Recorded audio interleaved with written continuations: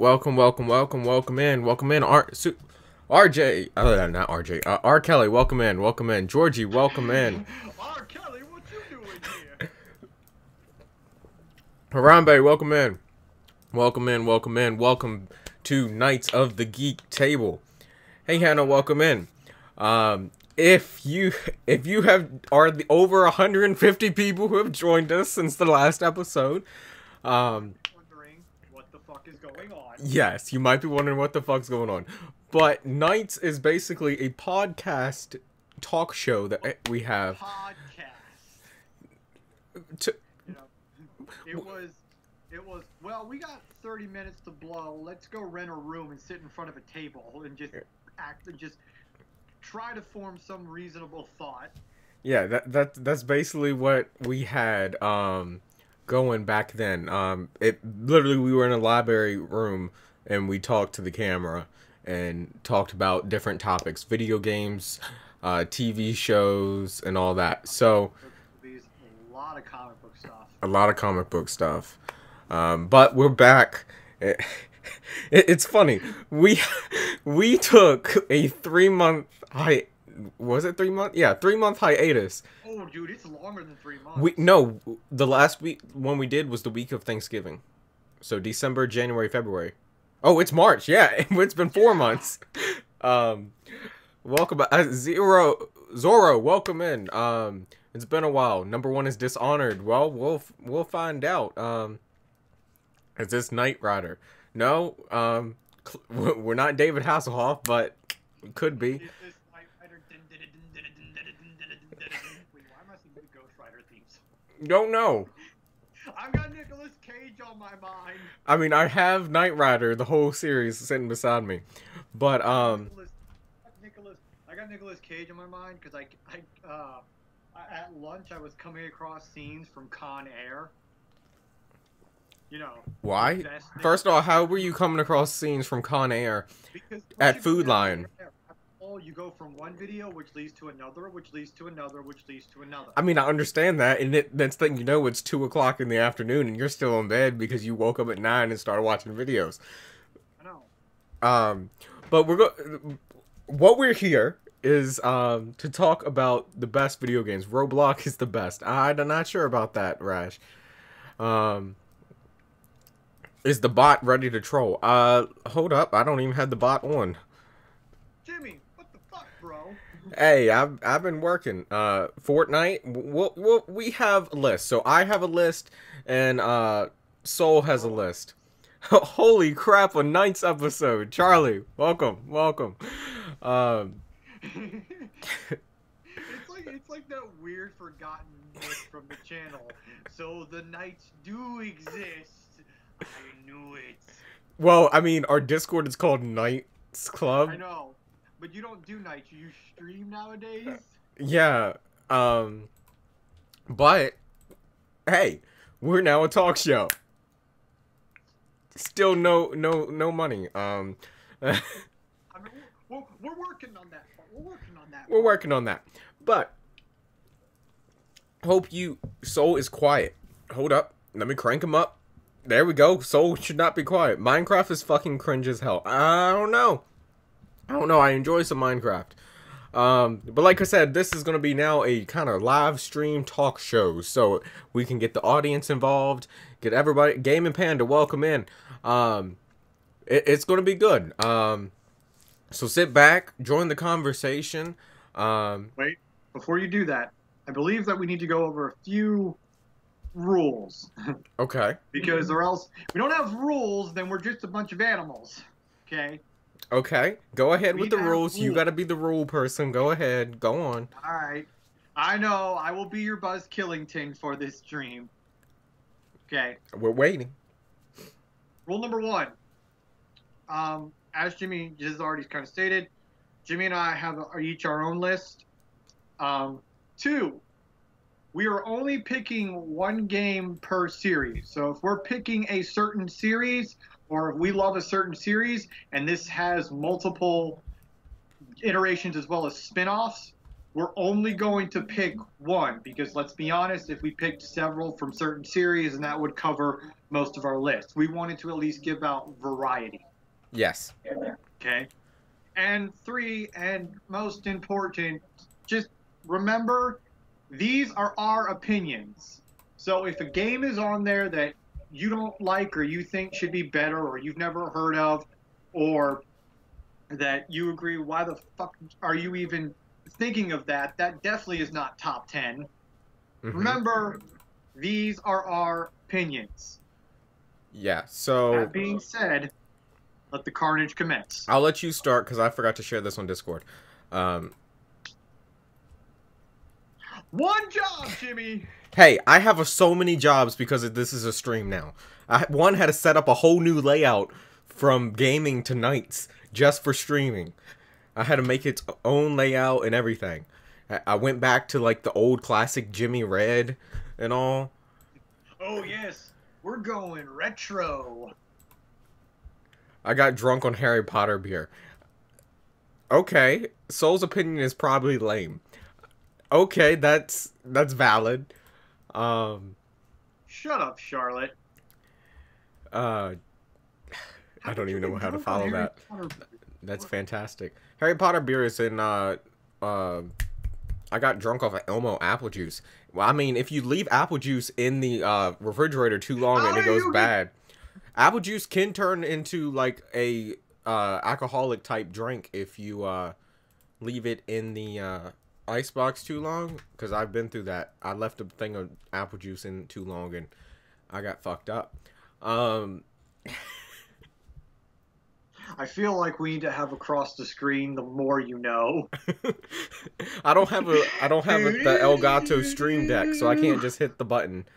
Yeah, it basically turned into a type of cider.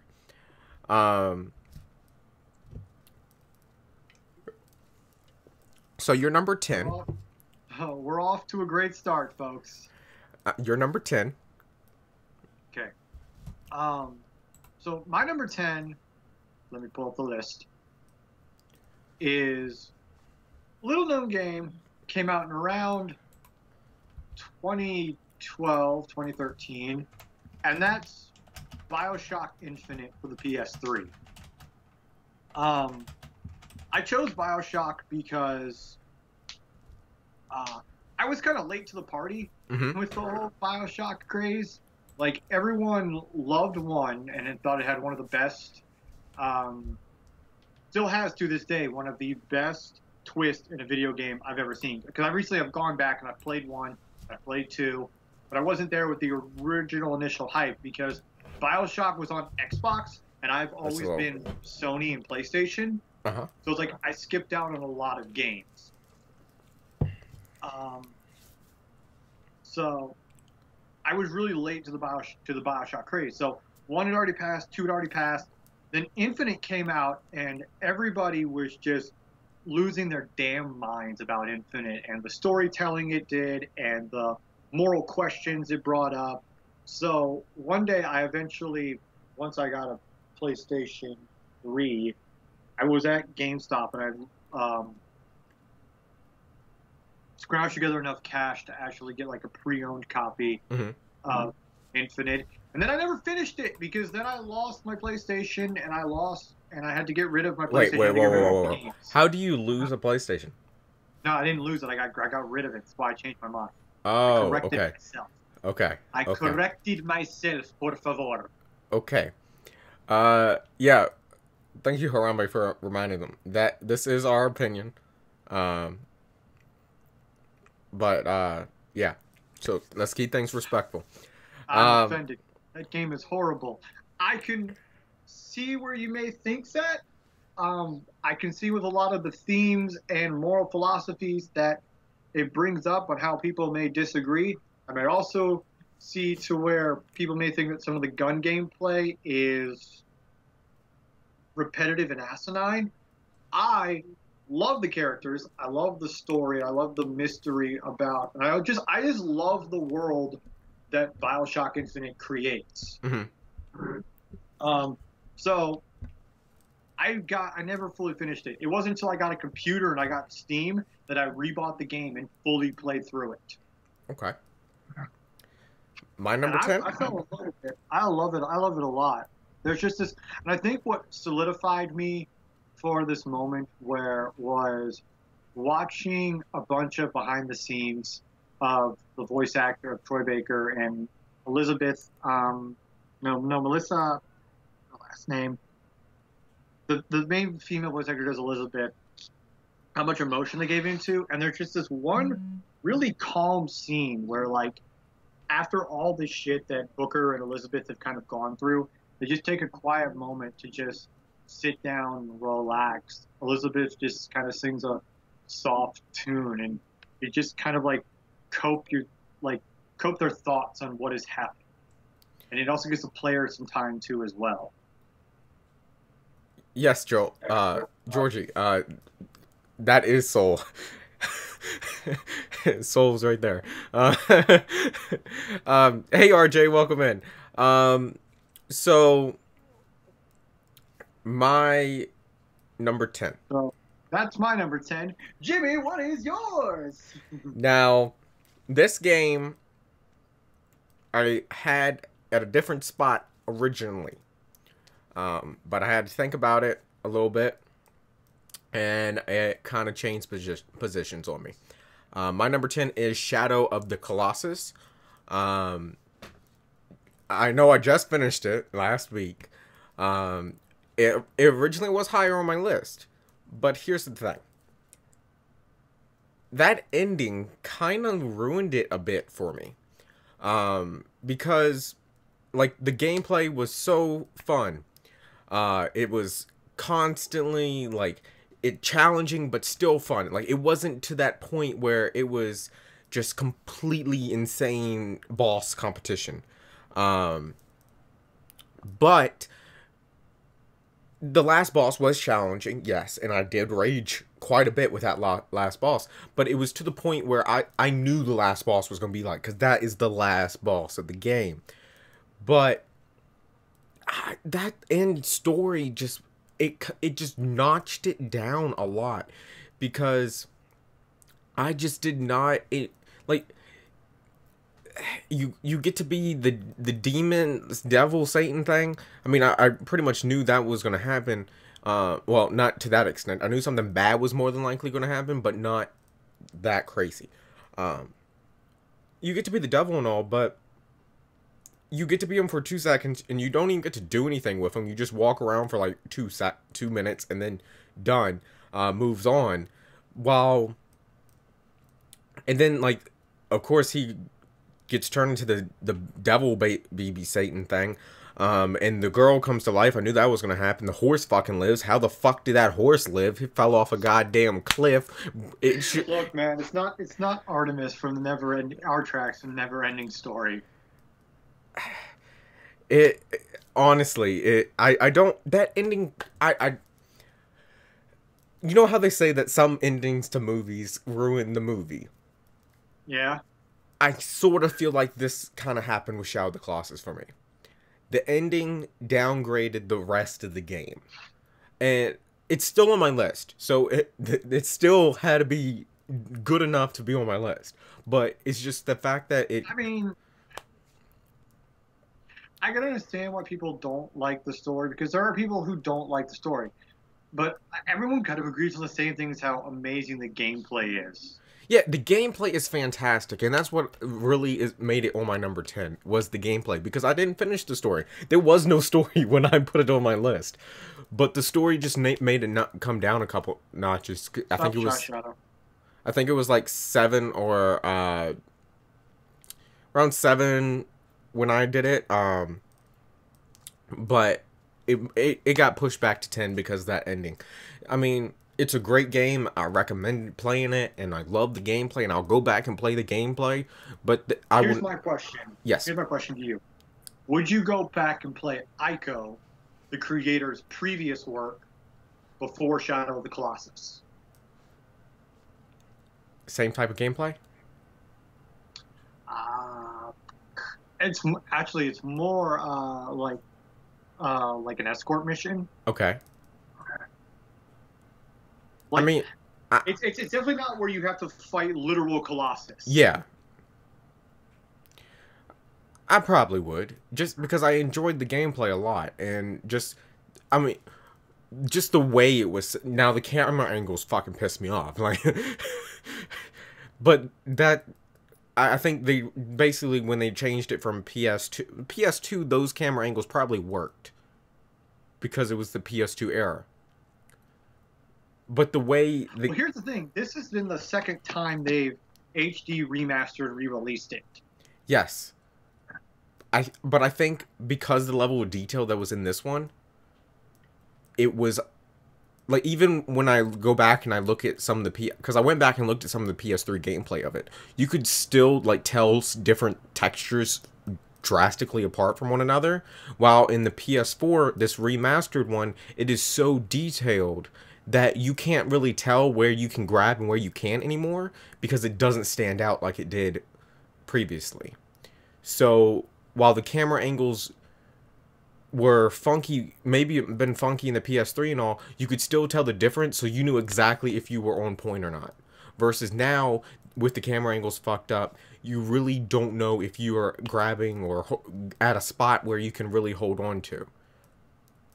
Okay. Here's my question. Final question before we move on. Yeah.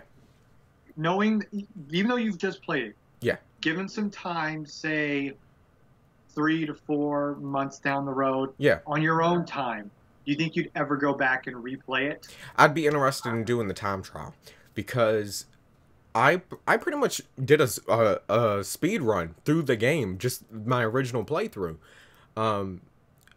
because I clocked in at 7 hours, but it took me 2.5 on the final boss, at least. Sorry, I gotta get a drink for that. But if you take that into account, I did what that five. I beat the game in what, 4.5, 5 hours. That's a pretty good run, and that was my first run, not even experiencing the game, and I got lost a lot because of the dumb horse, and the map was so big. Yeah, that's the whole reason I didn't actually put the money towards the game. It was like, I'm sad to say, it's one of those games to where it looks like it's good to watch somebody play, but Yeah. not actually play. I enjoyed if there was some fast travel between like the once you discover one of the mausoleums throughout. I think that's what it's called.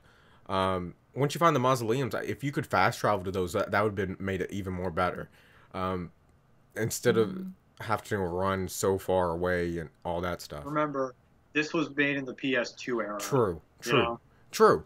And that's why I have to give it credit there, and respect where it was coming from. Like, I didn't realize how much I took a lot of appreciation towards like a lot of modern gaming stuff until I went back and replayed Dark Cloud on PS4, where you had to save your game with a memory card, and there was no fast travel, and you couldn't speed up battles, and you had like item management, and it was. Yeah. Hey, Apple, welcome in. We're doing our Knights of the Geek Table podcast. I know most people probably haven't been used to it because it's been a 4-month hiatus. And no one probably knows what the fuck is going on. No, but all 10 people, I hope you enjoy, be part of the conversation. You're eating motherfucking pizza. I mean, I can agree with that. Ain't no problem with eating motherfucking pizza. No. If you have any questions, you want to join the conversation, let us know. Just type it in chat. We'll be happy to have this conversation going.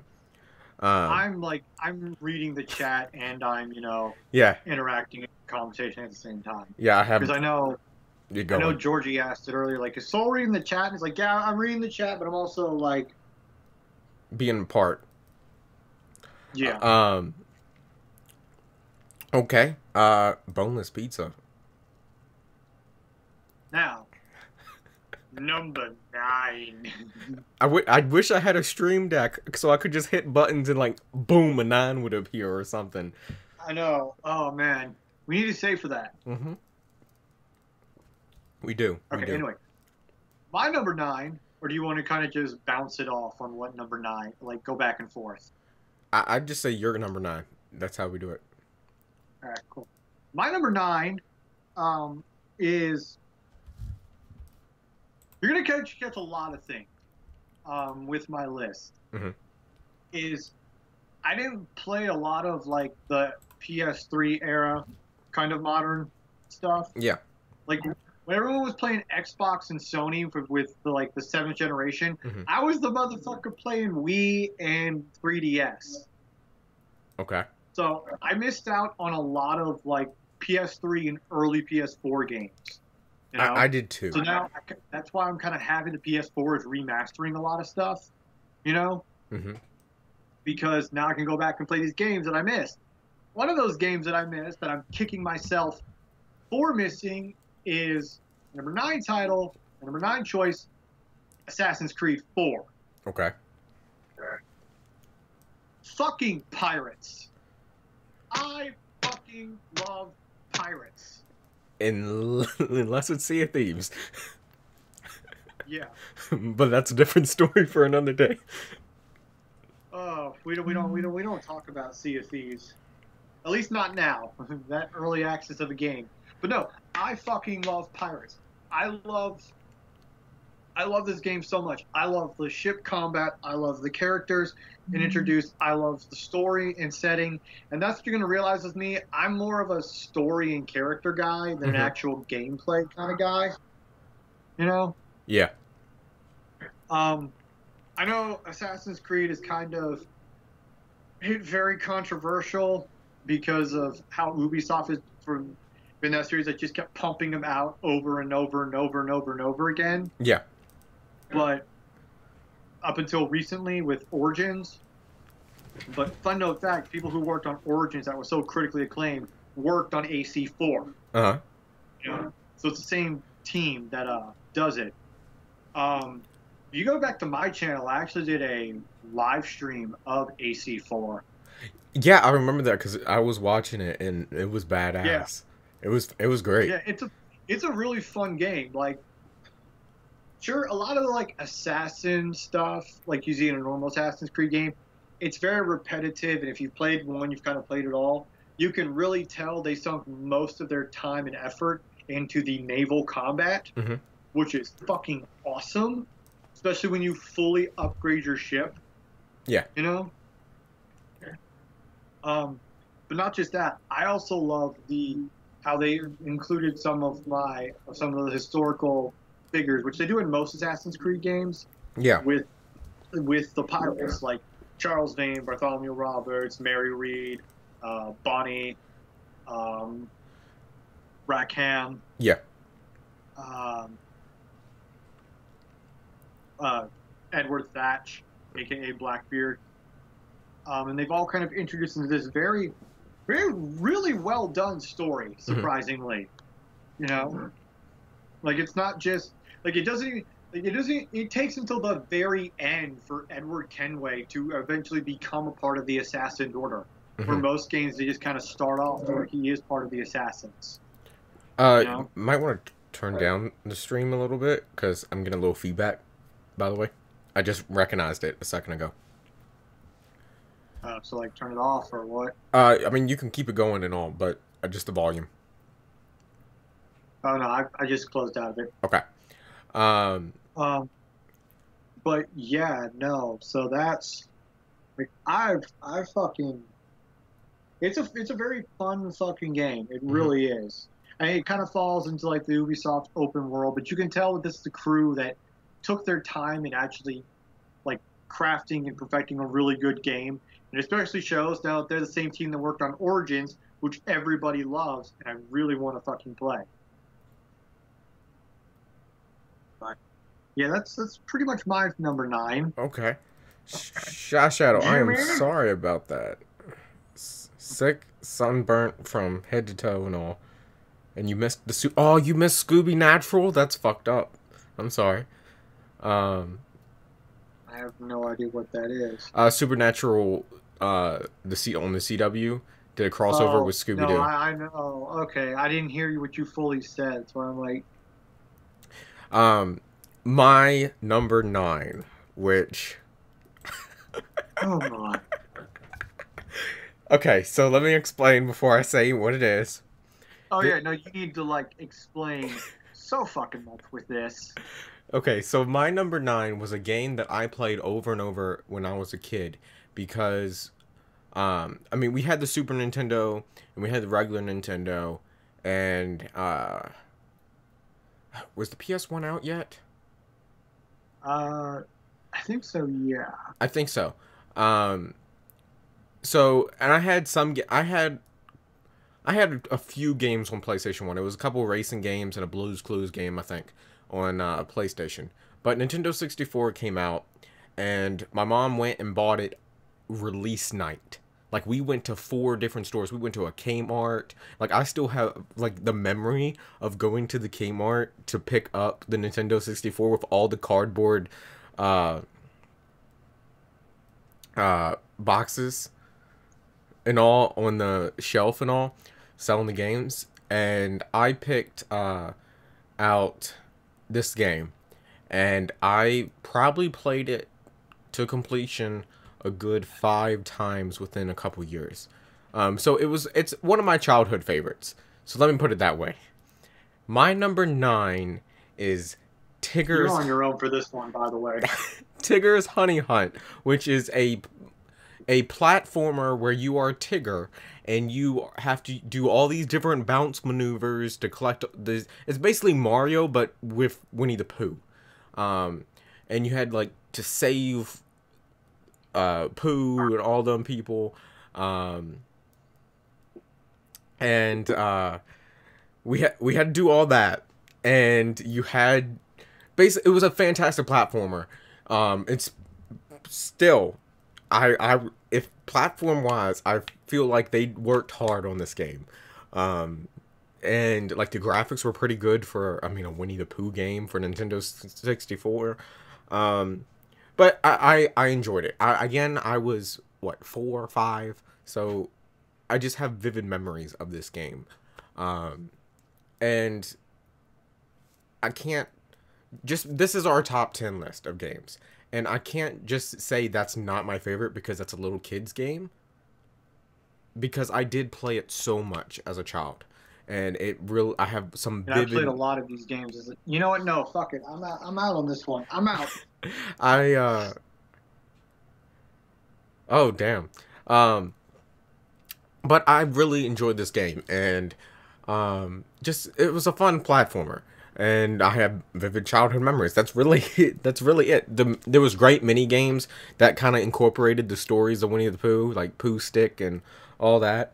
But overall, it's number 9. And it had a good story for what it was worth. It was a little kid's game about Winnie the Pooh, but it had a good story. So, back to you. I need a moment. I just... Charlie, you missed me and Soul's number 9, I think. And it was not Mighty number 9. Games. It was not. You can't believe me. Why, Apple? Well, it's not that my favorite game is Winnie the Pooh. I enjoyed the platformer as a kid, and it was a well-rounded game. Okay, fine. At least it wasn't Bubsy. Okay. What's that? You don't want to know. It's a really shitty platformer. Okay. Okay, it's a shitty platformer so bad that you take fall damage from falling from in a platformer. Oh. Yeah. Okay. All right. Number 8.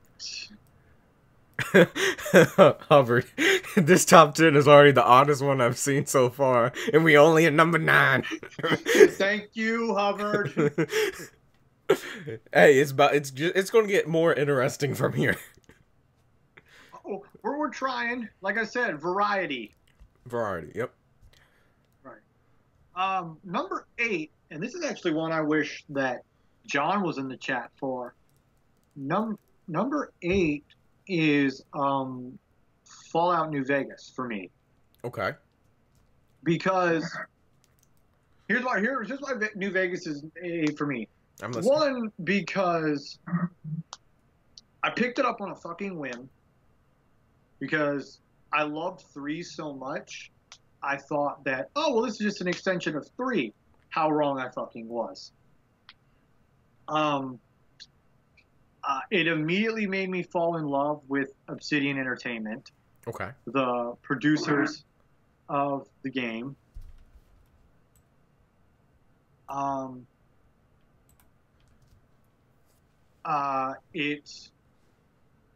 It brought back to me the traditional RPG, to Yes, it which did. a lot of games nowadays forget the RP in RPG.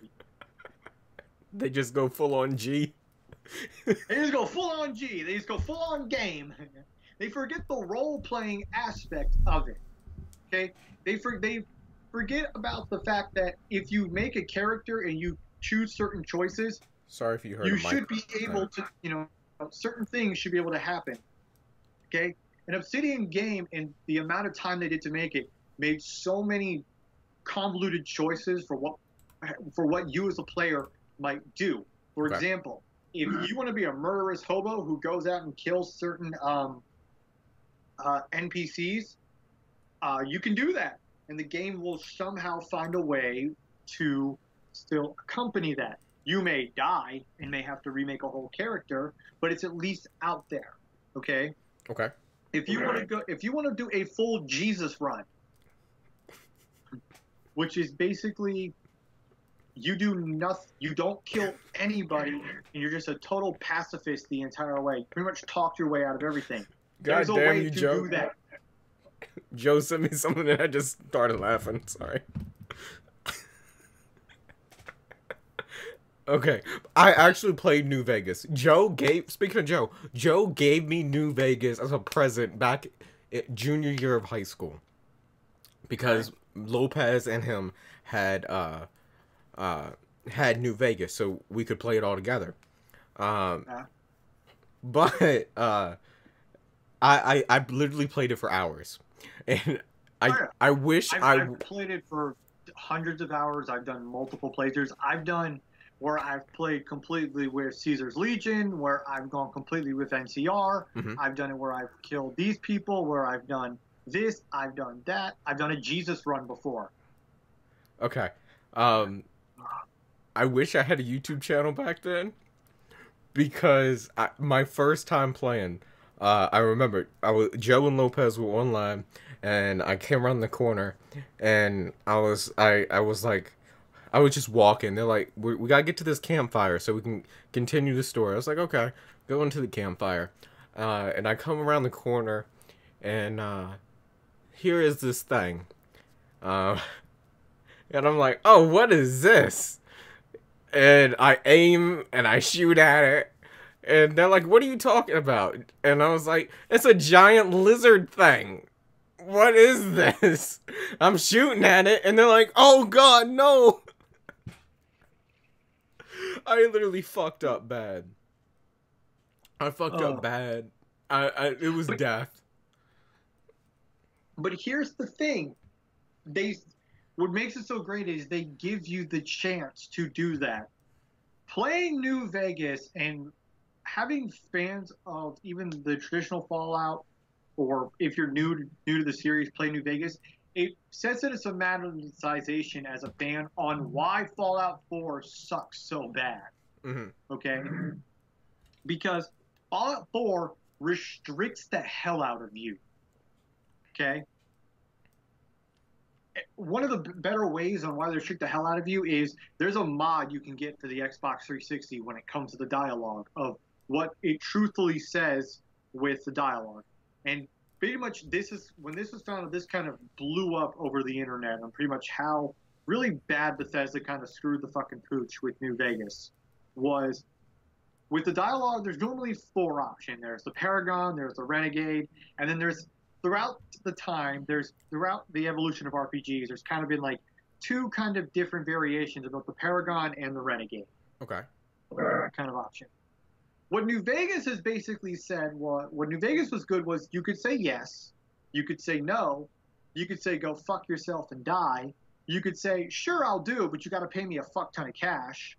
You know, it was how you built your character, pretty much depending on kind of the outcome of some of the dialogue choices. Fallout 4 says, nah, fuck that. This was going to happen, and you're just going to deal with it.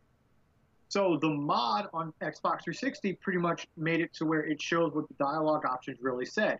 There was yes, there was no, there was sarcastic yes, and then there was yes, but give me more money. Okay. As your fan of playing your role-playing game, I don't feel like I'm fully immersing myself in your world. Okay. I can see that because I couldn't afford Fallout 4 when it came out. And so I watched a few videos on YouTube, so a couple let's plays, and to me it was just something odd about it. Like, it didn't feel right. And even with just watching it, it just did not feel right. It's because it's not Bethesda that produced it. It's Obsidian, a company that made shit like Baldur's Gate.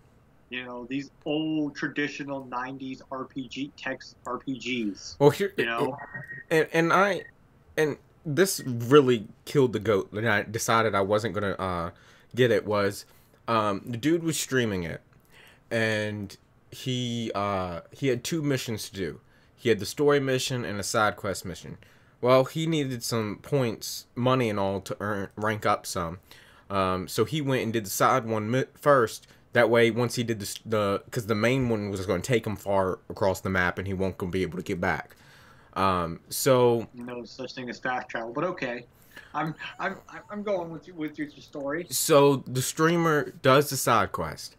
Well, it's when the one group attacked the people in the train station, like the brother. It was not the brother. Was it the Brotherhood? It could have been the Brotherhood. They were like underground, hidden, like in a secret base. Not the futuristic people, but the kind of, I forget what it's called.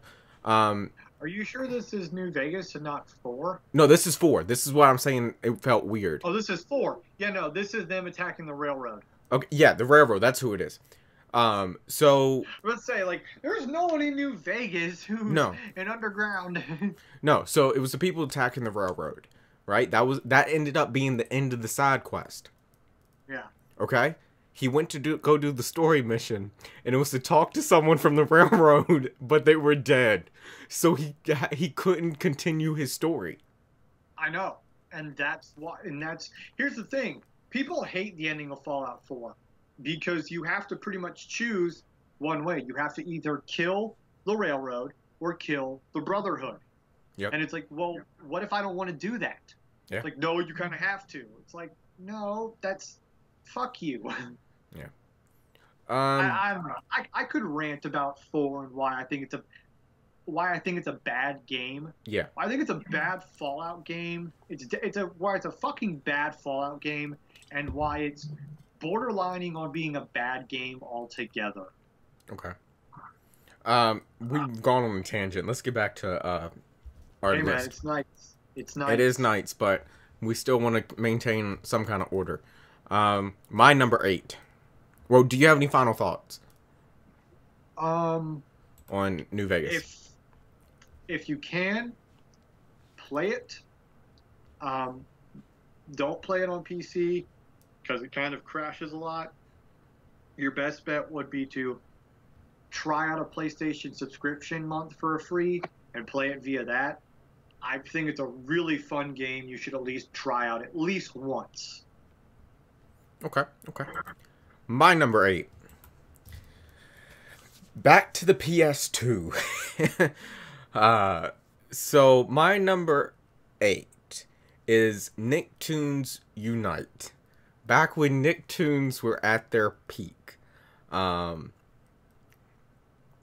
it's a game, if you don't know it, where the bad guys from all the Nicktoon shows, so SpongeBob, Very Odd Parents, Jimmy Neutron, SpongeBob, and Danny Phantom, join together to basically take over all the worlds. And Jimmy Neutron teams up, gets all the heroes together, teams up, and you have to go through each of those cartoon worlds and do like these crazy missions, fun gameplay, some fighting. Had a lot of big, heavy duty bosses. You had to do some puzzles. It was basically a good mixture of so many types of games, genres. So like I loved the game. I got it for Christmas one year, literally played it through Easter and kept playing it. And it was that type of game where back in the PS2 days, if you had a friend, you could hook up the controller and they could just become one of the characters. So it was up to four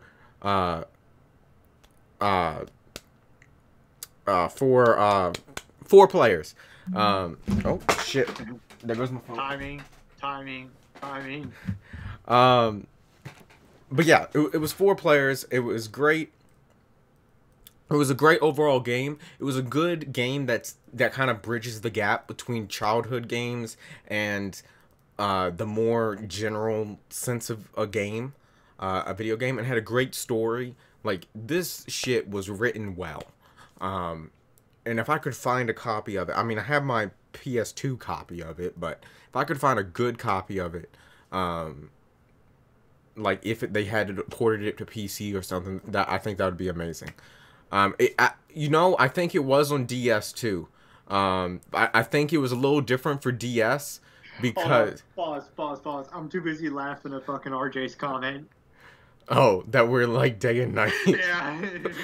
What the fuck? Well, I mean, look at my list. My list gets more and more dramatic as we go on. It does. The beginning of your list is kind of just no.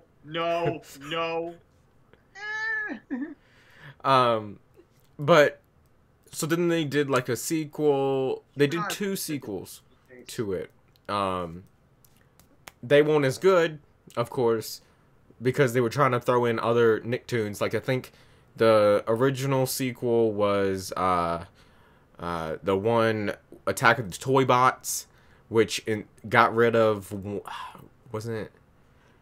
It got rid of, like, I think it switched out one of the characters with Tack. You know, that caveman show Nickelodeon had? God, no. Yeah, it switched out one of those. And then the other one was Attack of the... It was Volcano Island and then the Goo one. So there was 4 games total. But the best one was, of course, the original, because they put so much effort into it. I'll see you, Hubbard, and thank you. Thank you, Hubbard. But yeah, that's my number 8. It was a great childhood game, have fond memories, and it was just a well done game, and it kind of bridges that gap between childhood games and the more widespread general video games. So number 7. My number 7 is... Oh, fuck it. My number 7 is Zelda. Okay. Now... Which one? Exactly.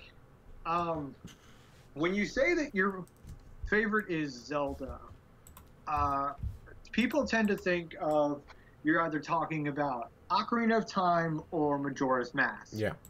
And although I love those games, okay, and I can see why people really like it, especially Ocarina of Time, where people praise it as one of being the greatest games of all time. To me, my personal favorite is Twilight Princess.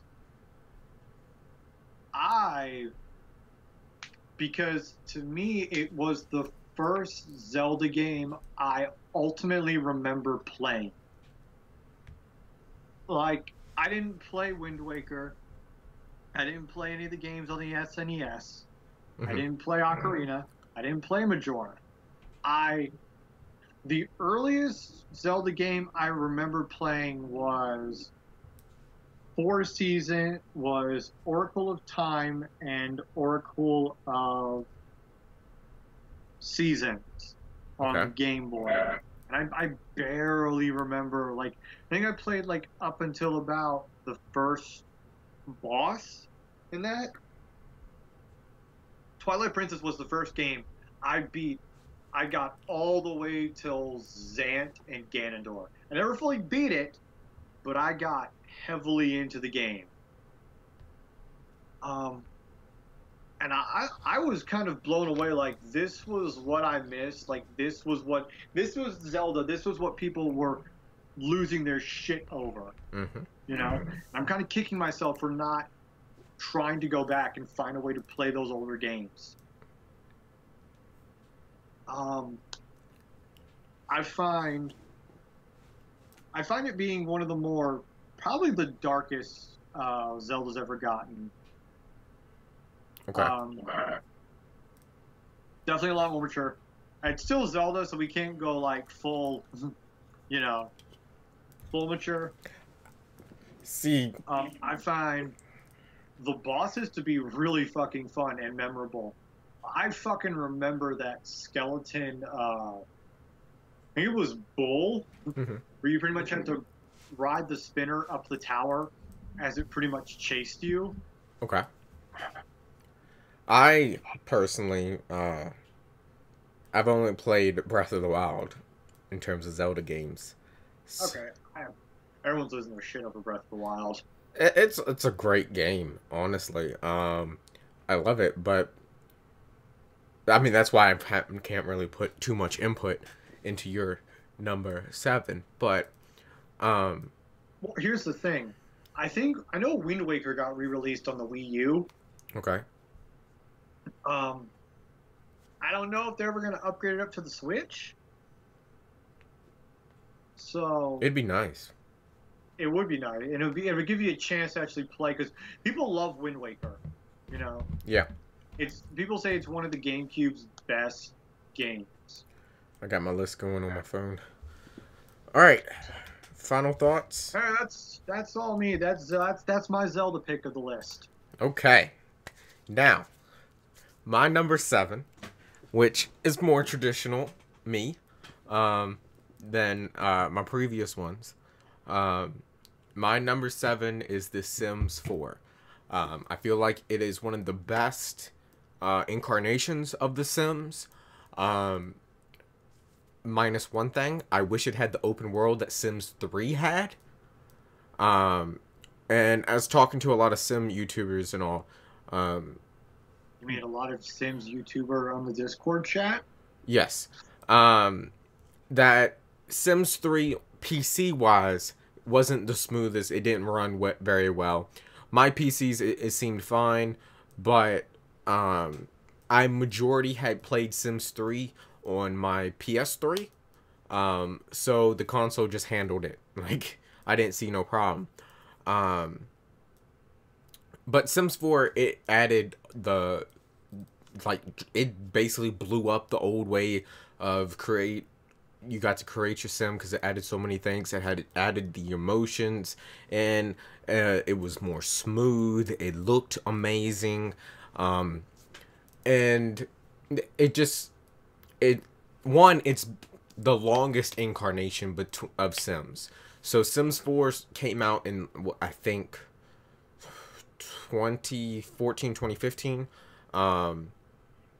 And it's still, they haven't even announced Sims 5. So it's still going, and I feel like it's going to be the Sims basically for a long period of time. I don't think they're going to make Sims 5 so soon. I think because they're constantly building the packs and all for Sims 4, that I think it's going to be a while before we get to number 5. I don't know. I've personally, I've never been fascinated with The Sims. It's just a game that I can sit down, turn my brain off, and play, and I can. See, like, I've tried playing it, Hmm. and then it's like after like in like 2 or 3 hours, like okay, I'm fucking bored. Well, that's all I play for. I typically play for 2, 3 hours at a time, every week or so, and it's good.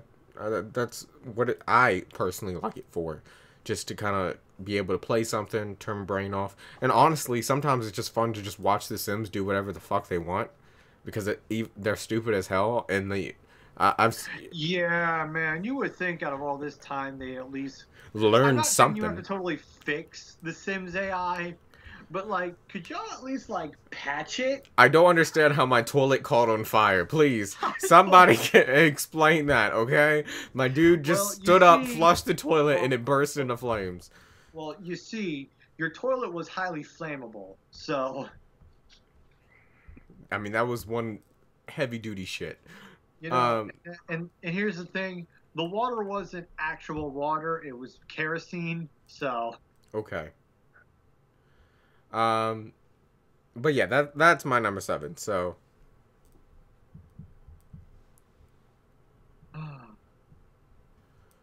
that's your number yeah. 6. Number 6 for me is another PS2 game, which you kind of notice a lot of. Like I said, because I grew up on Sony. Yeah, I which grew is up understandable. I grew up on Sony. It's Kingdom Hearts 2, Okay. which oh fuck yeah, I am like. First of all, I'm hyped for 3. I'm so fucking happy we've gotten an announcement for Kingdom Hearts 3. I mean, we've had announcement for a good 4 years now. But like We're it's almost there. official. It's coming out this year. We're almost there. We're so close. We're so like close. like it's in the final stages. Okay. I understand your reasoning for Sims 2. I mean, Kingdom Hearts 2. But yeah, Like, because like it's fantastic. I got it as a birthday gift. I think I got mine as a birthday gift too. Um, I was so pissed because when I originally got it, I had forgotten my memory card, Oh so god. I couldn't save it. So I had gotten all the way past Roxas, past the first beginning stages of Traverse Town, and I think I'd gotten like into Mulan, and I couldn't fucking save the game. Oh my god, the Mulan world was probably one of my favorites. Uh, That was such a good world. I can just picture Sora and them running down the hill uh Avalanche came. as the avalanche came, and like, oh god, that was great. Plus, 2 introduced a lot of fan favorite stuff. It introduced the organization. Mm-hmm. And introduced the best. Yeah, well, it's a tie between Birth by Sleeps and two's combat system, Mm-hmm. which it seems they're kind of using a combination as both for 3. Yeah. It introduced the kind of fast combat instead of kind of the slow, kind of janky from the first one. Yeah, I remember this game stands out so much. I'm surprised it's not higher on your list. Um, I had to knock a few things down due to number 1. yeah. Um, because back in high school when you would like take my school bus home, Yeah. like we would be talking about Kingdom Hearts, and that was a good 3 years from middle school through high school. Oh yeah, Like hell yeah, dude. we were We still would talking about about Kingdom it. Hearts and it was so great because it was when it first came out. So it's like every night we would play it, and like one of us would get farther than another, and it'd be, okay, bro. So here's what the fuck happens. Where are you Uh-huh. at? We'll check this shit out. Oh, You know? that's how you did it? Guess what? I did a different way, and it's better. Yeah. Or how we would fucking rage at Zaldin. It's like, dude, fuck this dude. Oh god, yes. You know. Oh. Now, if I played Zaldin, like I might lose a couple of times, but there's so many videos now out on the internet on how to beat Zaldin. Yeah. You know, it's like, okay, I'm not as shitty as a gamer as I was back then. Yeah. I mean, You know? we didn't have tutorials to help us. We had to literally blind that shit for hours on end. how much we would fanboy out of the first time playing the thousand battle heartless. Oh Of like, God, this yes. shit is awesome. Mm-hmm. Or how much we would rage about how like, because I think we would often talk about like, because there would be entire days where we would just stand at the fucking school bus and just talk about, okay, so where are you at, Demix? I know, fuck that dude. Yes. Oh God. I just cannot wait to play 3. Oh, dude, hell yeah. I had the Dream Drop for 3DS. I don't think I beat it. Well, what I'm trying to do is I'm trying to get 1.5 and 2.5 remix. Uh-huh.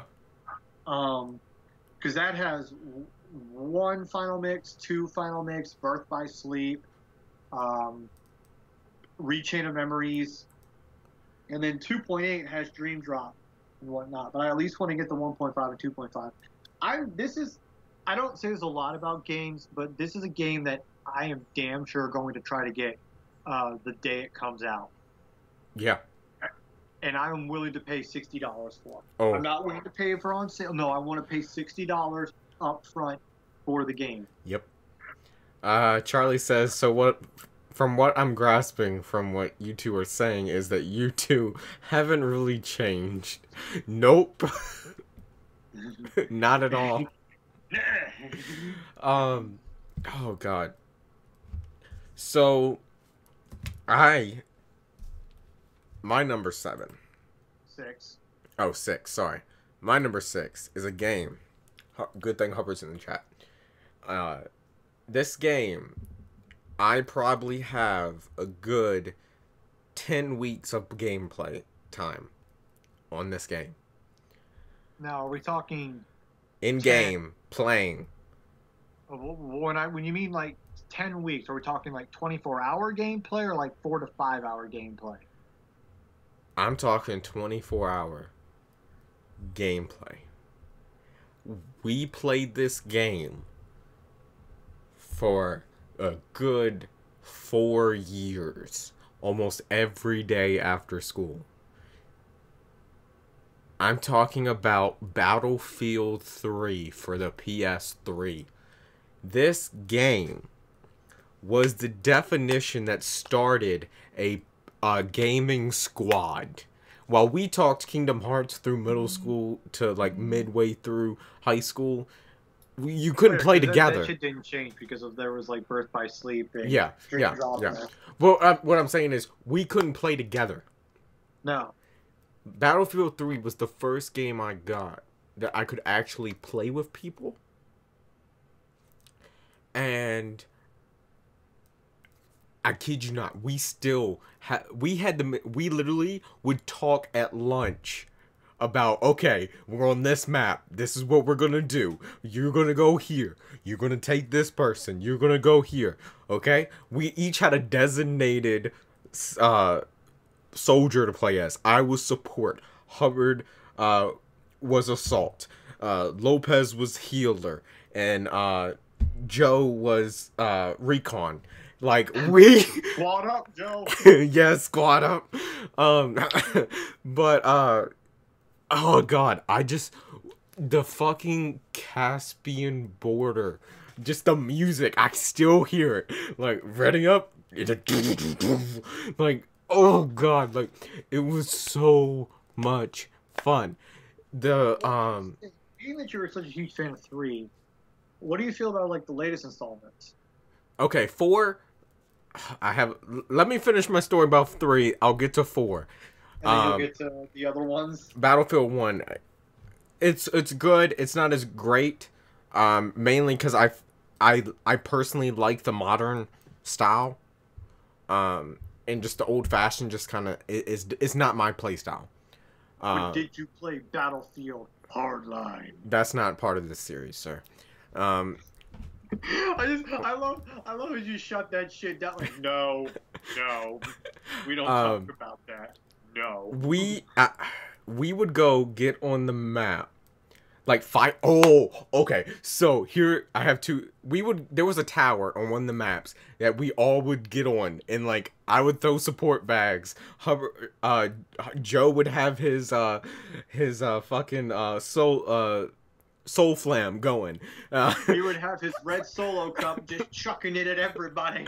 Lopez got the fucking launcher, and we were taking out things. Like there was. But this is my favorite story all time of Battlefield 3. So me and Hubbard, Lopez and Joe had gone to bed one night. This was the time that Hubbard only had Wi-Fi, internet, to play games when he went to New Jersey. So we would literally stay up till 3 a.m. in the morning playing Battlefield. And me and Hubbard was on Operation Firestorm. Me and Hubbard was killing it. We were fucking destroying. We were in a tank. Hubbard was driving. I was the gun on top. And I was support. So when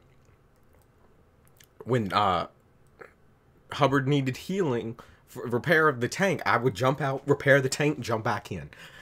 And we were absolutely destroying. We would go from conquest to conquest, just taking the flags. And then but Hubbard also had the thing unlocked where it would basically scan for heat signatures around the tank, so we knew where to shoot. So there was this one we saw run around the building, so I took him out, got him, and I saw his name. His name was Oklahoma. Okay. You killed Oklahoma! Dude's name was Oklahoma, which honestly is very foreshadowing for the future. But that's another story. So what? No, that's something. What? So me and Hubbard didn't pay no mind. We killed Oklahoma. Okay, cool. We laughed. We kept going. Okay, next thing, another heat signature. Oklahoma. I was like, okay, 2 in a row. Okay, or whatever. Here comes Minnesota from behind. What the hell are you guys doing to my brother Oklahoma? So, I kid you not, we were going around another one. Oklahoma. This dude had an vendetta to come kill us. He would literally run up to us with C4 in his hand, and I'd jump out the tank, shoot him, dead. Oklahoma's dead again. We literally killed him 27 times in one match, because this dude wanted to kill us, but never could. And it was to the point where we were playing, we hadn't seen him in a while, okay? This was like 3 matches later. We were still destroying it on Operation Firestorm. And tank moves. There's a dude running up behind us. I go pull out the gun. Get him. It's fucking Oklahoma. I'm gonna get you, bitch. Like, literally the best memories I've had ever in a game was me and Hubbard taking on the state of Oklahoma. Absolutely the best thing ever, because we were to the point where we were crying. Shit, motherfucker, talking about Oklahoma. I'm gonna get you. We literally were crying because this dude wanted to kill us so fucking bad. That's all he would do. I wonder if he still plays. I wonder too. Like, I wish I knew his entire, like, it was Oklahoma something something, like a number or another word, but I don't remember the full thing. You could, like, nowadays you could probably check up his gamer score to see if he still fucking plays. Because I want the rematch. I want Jimmy D 31 versus Oklahoma. It was so fucking amazing. That is one of the prize memories I have in gaming. We'll make that shit happen. Whether it's Battlefield 1 or whatever Battlefield. Fucking Oklahoma. We're gonna get that rematch. It was fantastic. Like I can't, like, I'm spazzing about it because it was so good. This dude had an vendetta to kill us, me and Hubbard, in this tank. And he was a one-man army, just coming at us every time, full force. He tried to get on buildings What in you RP. don't know is that he was secretly Nicolas Cage in disguise. I just fucking, like, that. I literally cannot think of a match so memorable of any game than that one match. Because that was just priceless. I think it was to the point, like, 2 matches later, he fucking rage quit. But that's literally one of the best memories I have in all of gaming, was that one. And I wish I was doing YouTube or whatever at the time, because to have that on camera would literally be priceless to me. Okay, I've held up enough time doing that story time. You're number 5. How the fuck do I go on from that? You can't, but you know you're gonna have to though. Remember, that's just my number 6. Okay, my number 5. As we're winding down, I mean, we could be here another hour because it took 5. we could, but I kind of want to get 5 and 4 out of the way, because I feel like when we get to our top 3, It's gonna be a while. you know, yeah, it's gonna be a while. Plus, let's just get 5 out of the way. Okay, I'm just at least gonna get 5 out of the way from me, so you can at least kind of talk about your number 5. Okay. Because it's one of those to where, because my number 5 is a Mario game. It's another Nintendo game.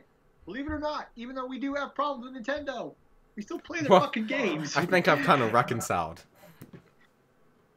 Well, you reconcile because you're not monetized. Even if I wasn't monetized, I have too much fun playing them. That's the problem. But go ahead. Paper Mario. Is a Mario game. It's actually one of the Paper Mario games. The second one, Thousand Year Door. Yeah. It sucks that the Thousand Year Door is the last Paper Mario game. Like, traditional. I know there's the ones on the DSs and whatnot, and yeah, those are kind of okay. But it's like, this is the last traditional Paper Mario game. Mm-hmm. Because this is a really good game. Like, even to this day, this is a really, really fucking good game. Yeah. It's a really fun RPG. Like, this and Legend of the Seven Stars was I was debating off on which Mario game I should choose, RPG I should choose. Because I just love the whole world. It's this kind of dark game, but it's still in this colorful little Mario world. Yeah. With all these little Easter eggs and whatnot, you know? But, I don't know. I really don't have much. You should play it. I really don't want to spoil Thousand Year Door, because I think you really should play it. This is probably the shortest one out of all of these that I could probably say about it. Charlie says fuck Paper Mario. No, Charlie. Love Paper Mario. So Paper Mario. My number 5. Now, keep in mind, I haven't finished this game yet.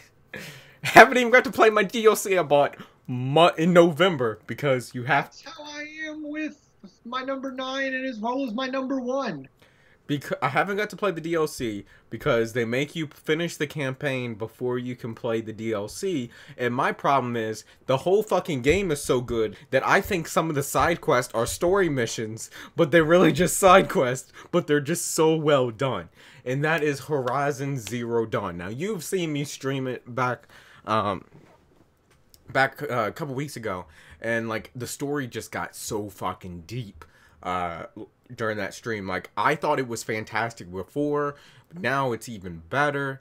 I literally love this game. It looks beautiful. It is such a big open world game. I'll give you that. I haven't played it. I want to play it. Haven't played it. I want to play it. But oh, it looks fucking gorgeous. Oh, it's fucking great. It has a fucking camera mode that you can use in it, and I use it all the time. I was using it to make used it to actually make my original Horizon Zero Dawn thumbnail.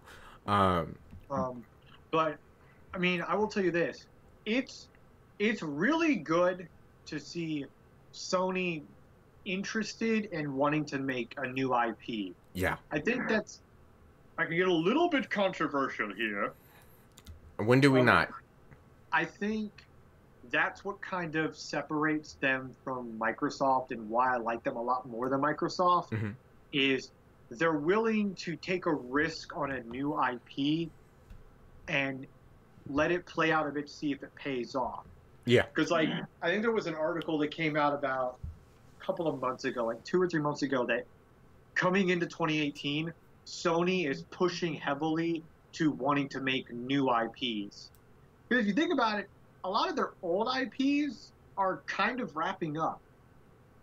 Like Uncharted, yes, you have the Lost Legacy with like kind of the spin-off, and that kind of go in its own direction if it wants to. Kratos just came back, but it's not really confirmed they want to keep pushing for this new saga of Kratos. Yeah. Yeah. I don't see them doing any more with like Infamous of like Cole McGrath, or even the new hero from the original Infamous. CD Projekt Red is kind of done with like the Geralt stuff Hmm. with The Witcher. Yeah. So Sony's really kind of running out of IP. So they kind of need this new bring it forth, and that's what they're kind of pushing for. So it's good to see something like Horizon Zero Dawn take, take that mantle, say, hey, look, I'm willing to be a new IP. Let me do my thing for a little bit, so you don't, and no studio metal. And then once it pays off, I mean, push me hard. it's so unique that it's mind blowing in a way, because voice acting is fantastic in the fucking game. From the very beginning, you're hooked. The story is superb. Every little side quest and all kind of intertwines with the story, and it's just overall great. And then that's not even talking about the dinosaur robots. This fucking dinosaur robots. Oh, I know. And that was this game was on my list before I even knew that the voice actor was Chloe. But yeah. Now it's definitely on my list. Well, it's just so well done. I can't really go into depth with the story. Like, as far as I've seen the story, it's fantastic. It's very well written. But again, I haven't finished. I haven't even got to the DLC that I bought. But yeah, so that's not my number 5. Number 4, Cody. Yeah. Oh, number 4 for me is we just want to do it together because ours are kind of the same. Yeah, ours is really similar. Our number 4 is Pokemon. We have 2 different versions, but Pokemon is number 4. Which one? Since it's technically your turn, you can go first with that. Mine's Crystal. Which is a fantastic fucking Pokemon game. Yeah, mine's Crystal, because this was the game. You want to talk about game I poured my childhood into? Yeah, it was Crystal. Mm-hmm. Like, this was the first game I legitimately raised my team up to almost level 100. That was me in Sapphire. I almost got my team up to level 100 in Sapphire. And it's kind of hard in Crystal to get it up. Like, you have to pretty much challenge the Elite Four so many goddamn times. Yeah. But my 4 is Pokemon Platinum. Which I wanted to go with. I really did, because I love Platinum.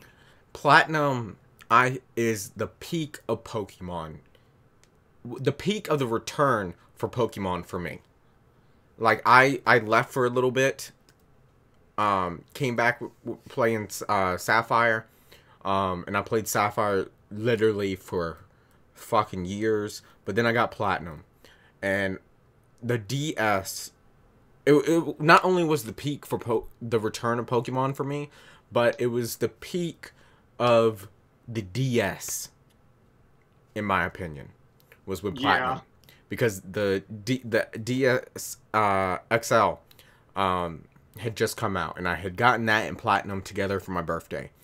And Platinum, not only, like, I had Pearl to start with, and I played it for a bit. But Platinum was just so amazing to me because you got to do so much in Platinum.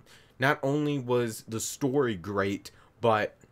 Oh, I will tell you right now, Cyrus is hands down my favorite villain boss of all time. Hands down. Like out of all of them, out of Giovanni,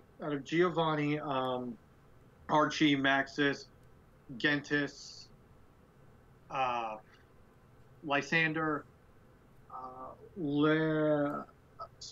Guzma's good. Guzma's very second. Yeah. Like, it's really hard for Guzma to, like, he almost beat Cyrus, but Cyrus is my fucking Cyrus favorite. is fantastic.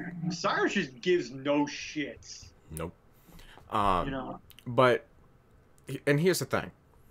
Platinum was, because of the way Pokemon games worked to that point, my Sapphire team, I trained to almost level 100 in Sapphire. Then I got Pearl, beat Pearl, and then I brought my team from Sapphire over to Pearl and mixed them together. Played that. So then when Pearl came out, and I transferred them from Pearl over to Platinum, I had the fucking ultimate team for me. Now, going back to why I chose Crystal, was Crystal works really well when you realize that it's a sequel to the original. Mm-hmm. You get to not only do Johto, but then you get the extra bonus of Kanto. Yep. I love all of the starters in Johto. Yeah. Which I can honestly say I don't... I'm trying to think if there's another region which I love all the starters. Mine is Sinnoh. Yeah, Sinnoh. Yeah. Sinnoh, I love all the starters. Chimchar, Twig, and Chikorita, but Chikorita's really...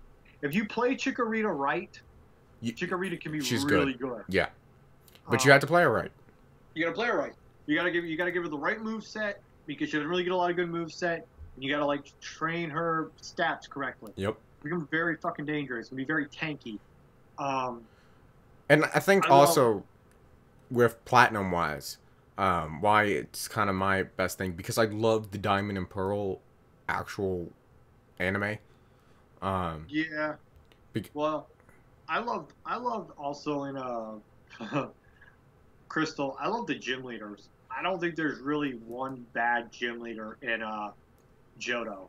Yeah. I think Faulkner's great because it's not a fucking rock type. Yeah. I always hated the rock gyms. Yeah.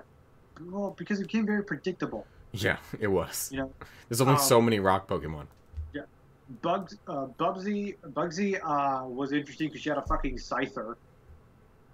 There weren't a lot of fire types at the time.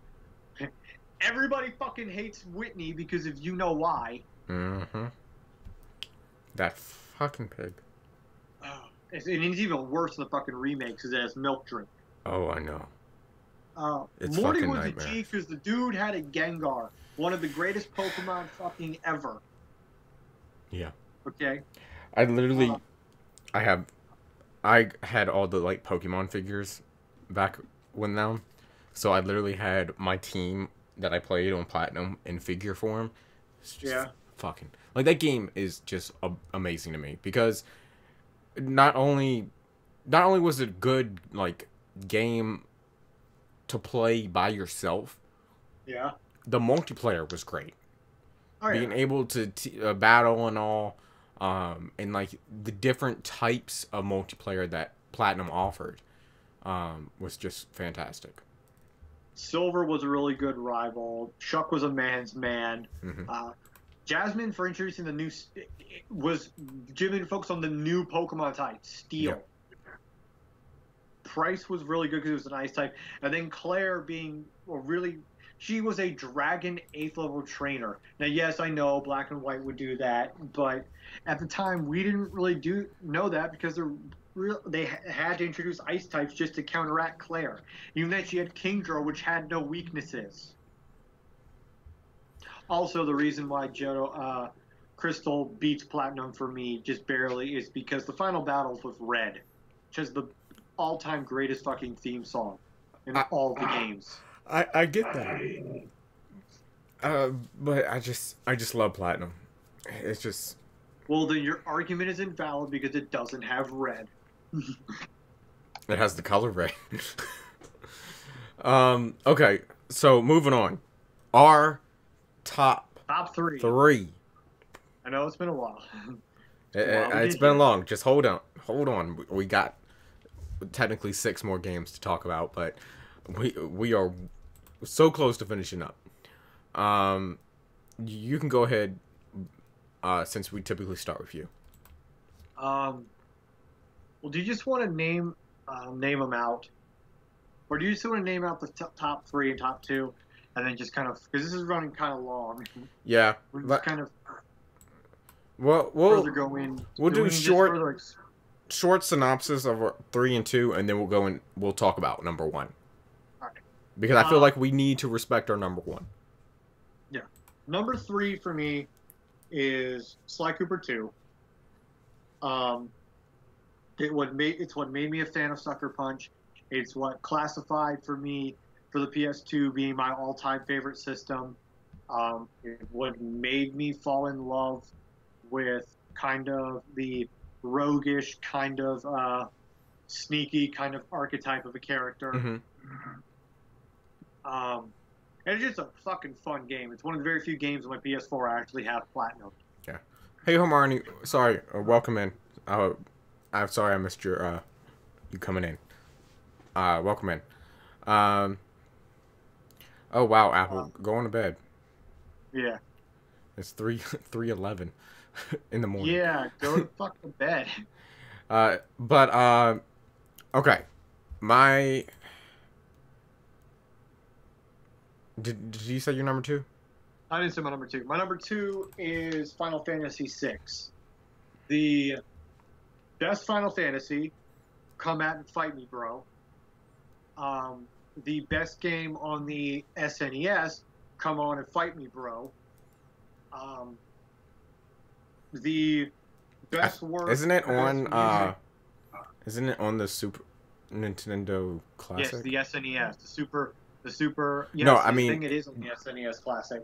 I have that. Which is why I need the SNES Classic. I have it. It's literally sitting over there. I haven't streamed it yet. So fucking bad. I want it so fucking bad. You need to play 6, dude. All right. It has the best soundtrack, the best fucking Final Fantasy characters cast. Mm-hmm. Just from the opening scene of Wedge, Terra, and Biggs walking up with Oda Notsunaga's music playing, it's just a fucking masterpiece. Mm-hmm. It is a goddamn fucking masterpiece. And it barely squirts out from my number 1 favorite game of all time. Okay.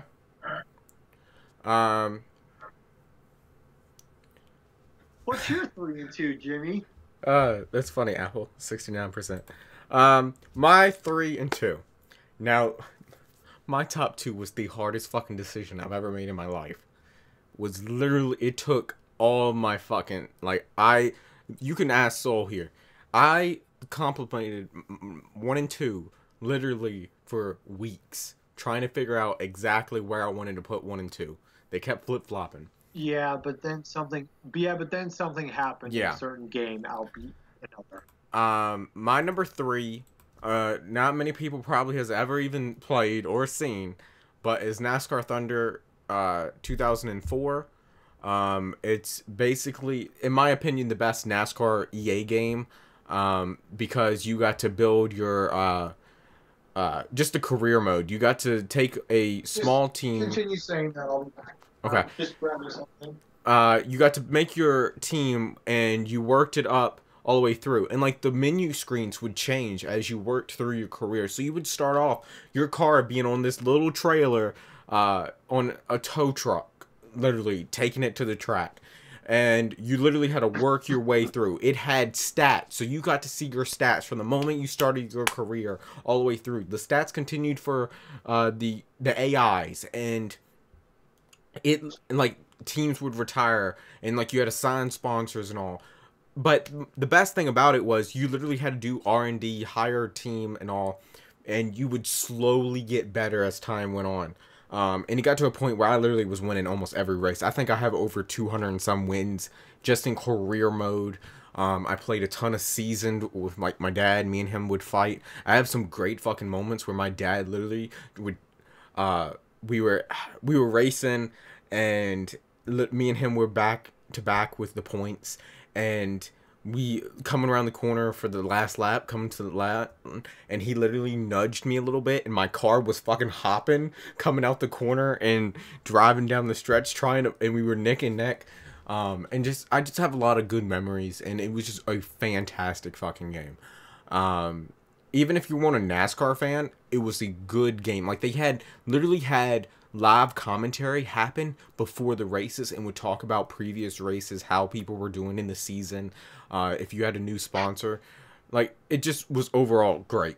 My number 2, and this pains me in a way to say it, but my number 2 is the 2013 Tomb Raider. Now, most people probably was like, oh, that's Jimmy's number 1. That's number 1. That's number 1. That's number 1. No, it's number 2. I literally it was number 1 for the good time while we were planning this. I'm sorry if people were disappointed. But it's number 2. Which it's so close to number 1. Like, all things aside, it's literally like 1 point down from number 1. It's a fantastic game. It's how 6 is with my number 1. Yeah. It literally is so good. This graphics are amazing. I literally have bought it twice. I have it over there. I'm gonna stream it sometime because I feel like my Let's Play of it, honestly, it lags so much in the video quality. Well, yeah, I mean, it was such. This is one of the first games you ever recorded. Okay. This was the first series on my channel. The first series on my channel. That I fucking love it. I liked the Tomb Raider games before, but this one just sparked so much amazement. It was so well done, and I fell in love with it, hands down. Okay, so it's time. Number 1. Finally. Number 1. Honestly, if you think about it, we run in about a traditional old-fashioned Nights episode. We've been live for 1 hour and 28 minutes. Yeah. I mean, I've got my number 1 game. I don't know if you've got your number 1 I got game. my number 1 game. You can go ahead. You were always first. Go ahead. So, my number 1 game is The Witcher 3. Mm-hmm. Now, for a while, it was Final Fantasy VI. And wasn't until put about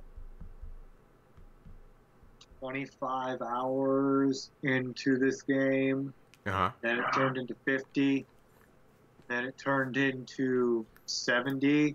And then it was, oh shit, I'm not even at the second fucking main island. I remember and I still have 2 DLCs to go through. I remember the text message when you realized that. You texted me. And you were like... One, I couldn't believe it. But you had been telling me for like 2-3 weeks how amazing this game was. And how you were really... like getting into it and all. I'm like, oh damn, you're gonna be done with this game pretty soon. And then you messaged me that. I was like, holy shit. Oh yeah, no, this game is fucking huge. Like I'm almost It's like me and Horizon Zero Dawn, basically. yeah. Max level is level 100.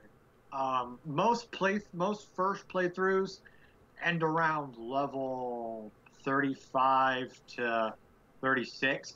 I'm already at 21, and I haven't even done any of the shit, and I've just gone to like the second main area, the third main area. Mm-hmm. I'm not even done with the first main quest line.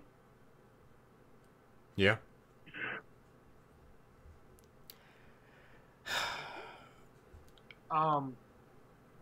Playing The Witcher 3 has caused me to gather a case of Witcher 3-itis, which is a disease which compares all other games to Witcher 3, and therefore renders them to be complete shit. Hey Dan, welcome in. Welcome in. This game is so fucking good. Like, it pretty much raises the bar for everything else. Mm-hmm. You know, for storytelling, for characters, for gameplay, for design. Oh my god, this shit is fucking gorgeous. This shit makes fucking Horizon Zero Dawn look like a beta. I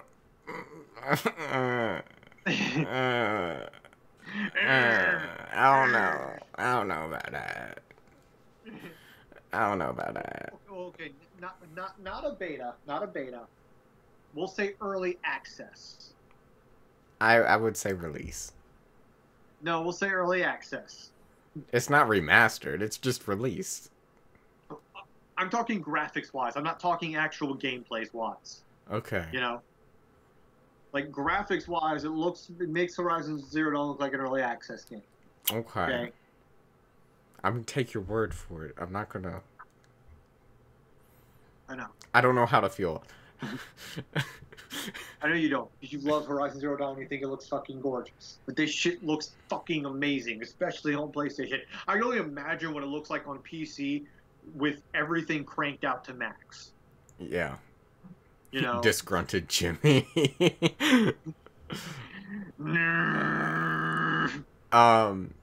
Yeah. Final thoughts on Witcher? Play the fucking Witcher 3. Okay. Play it. Okay. I got this on sale for $25. Mm-hmm. You can get this exact version on PlayStation 3 sometimes for $20. Okay. There's no fucking reason why you shouldn't. At that price, you definitely get your fucking bang out of your buck for. Even for like the $35 that it's sometimes offered for now. My number one. It's Yoga. It's Undertale, isn't it? Fuck you. It's not Undertale. It's Undertale. I knew it. My number one is Life is Strange. And, I mean, to the point, I have this badass hoodie of Life is Strange. I fucking love this game. This game has the story. It has the genre. I don't even know, because like it's a sci-fi, but it's fucking it made me cry like a bitch. Like a bottom baby bitch. It made me cry like a bitch. I'm sorry, but it did. And I take the bonus episode more. I placed the bonus episode more with the original game than with the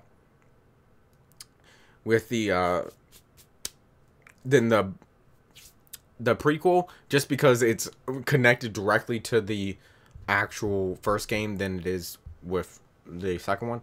But it made me cry like a bitch. The story is fantastic. Yeah, that's crazy, Dan.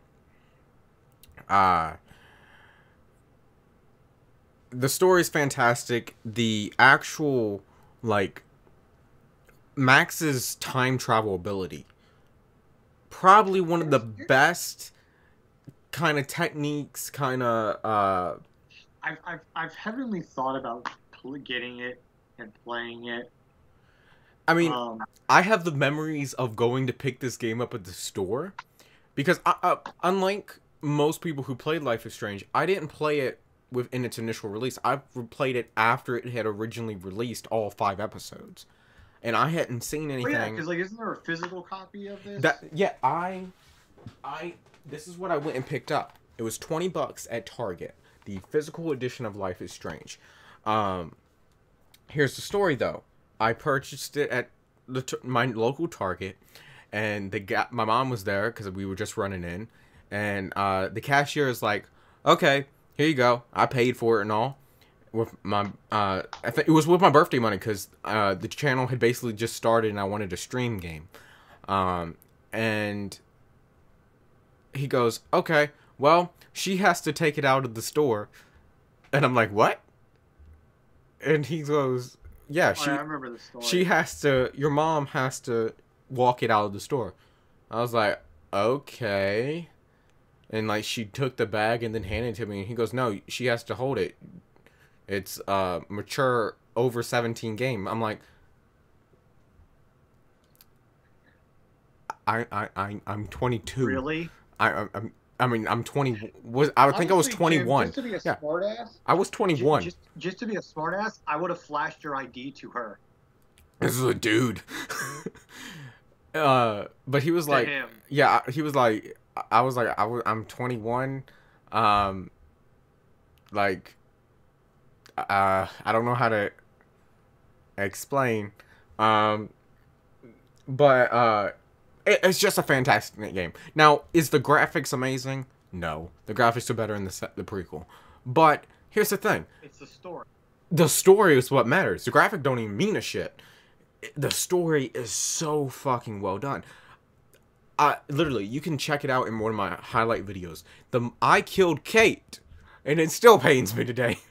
I killed Kate. She jumped off that building, and it affects you deeply. It's the first game I ever cried for. I don't cry much. I haven't even cried at family members' funerals, and I cried at this game. Like, it's just, it's amazing. And honestly, this was my number 2 until I played that bonus episode and it made me cry, and that just sealed it. Like, I didn't even know. Apple. To be honest, I've thought about playing it because it's always on sale. Yeah. And I know Before the Storm just got a physical release. But I don't know. I've kind of got burnt out with the whole, like, point and click kind of games. Yeah, and honestly, I feel like this one does the Telltale kind of way better than Telltale. Apple, I am sorry. I'm sorry, man. No Splatoon 2.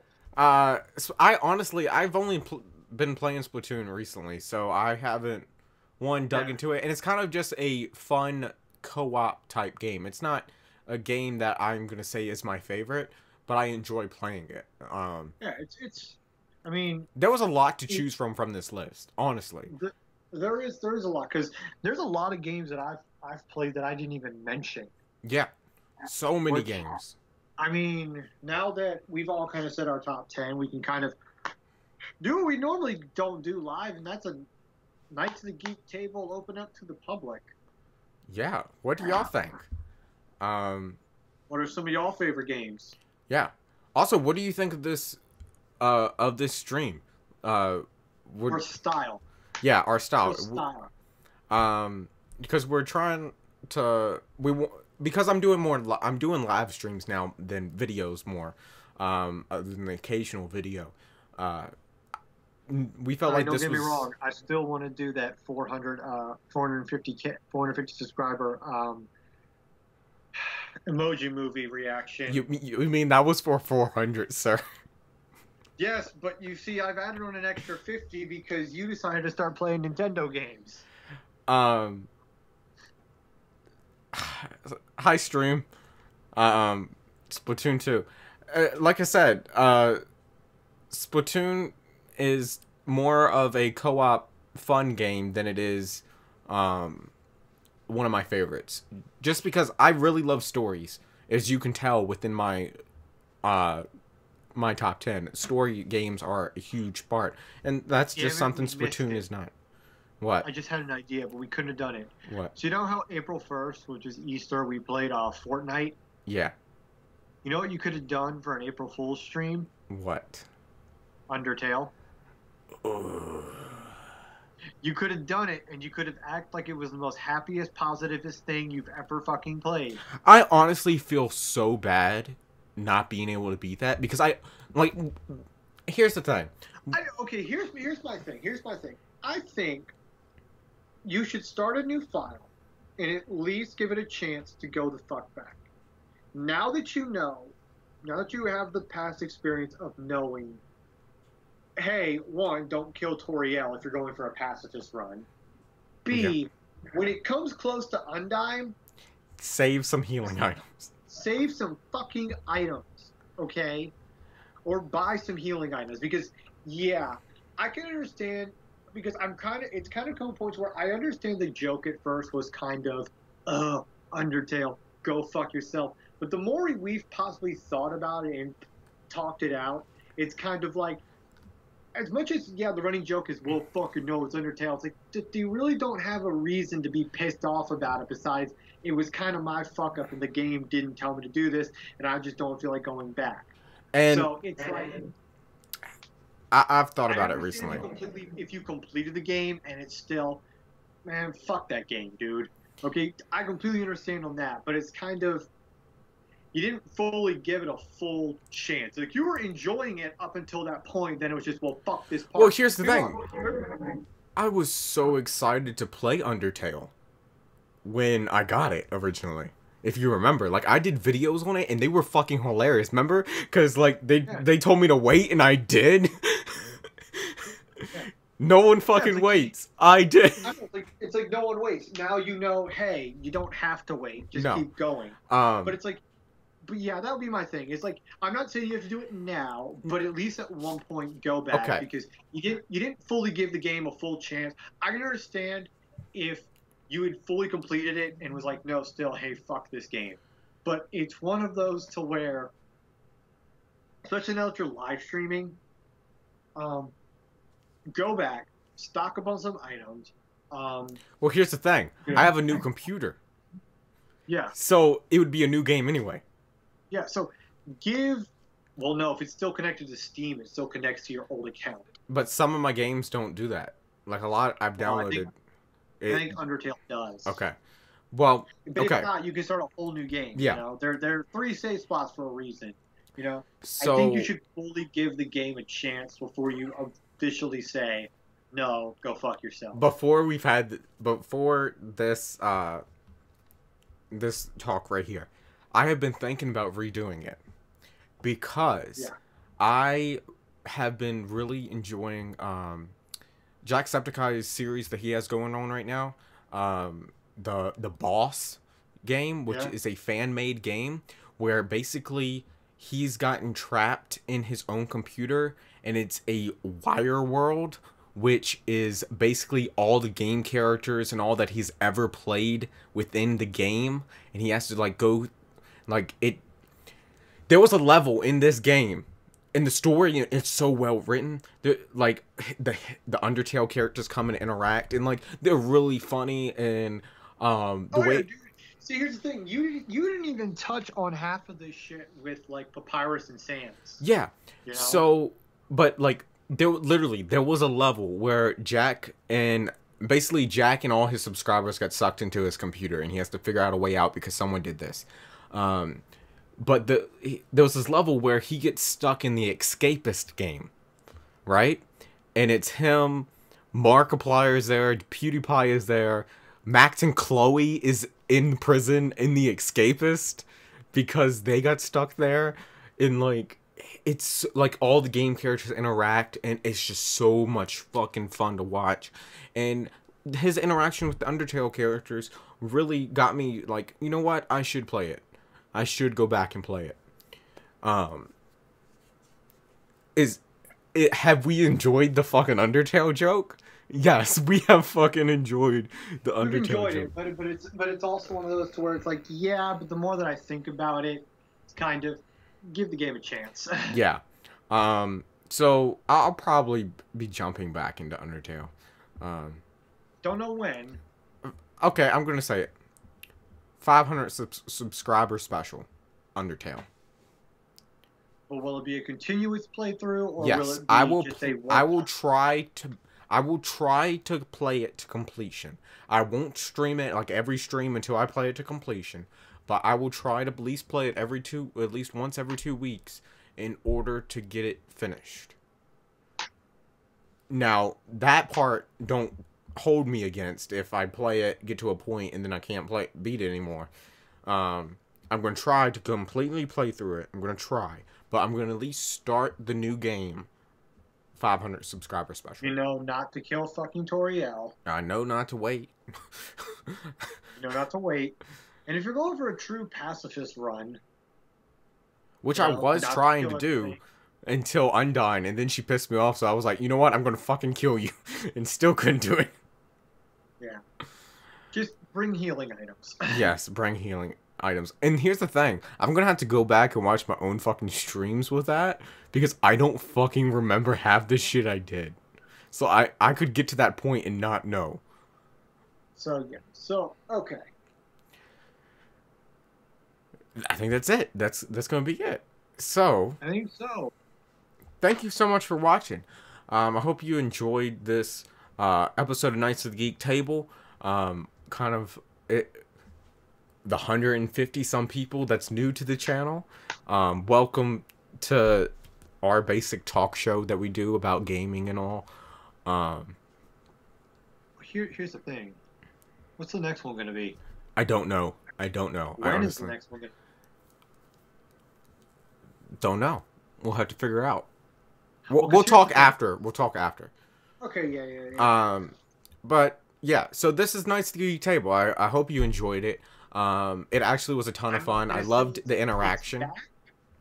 I'm not gonna say that it's back because we don't know when the next thing's coming out. But it's here. It's here. But yeah, so Apple, I'm sorry. Try to go to sleep. Don't watch our videos. It will keep you awake. But thank you so much. Thank you so much for watching. I hope you enjoyed this stream. It was a ton of fun. I'm glad people interacted and all.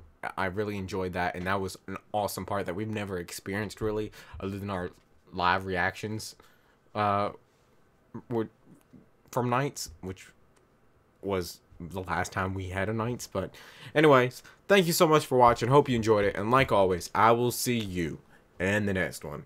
Later. Geek out.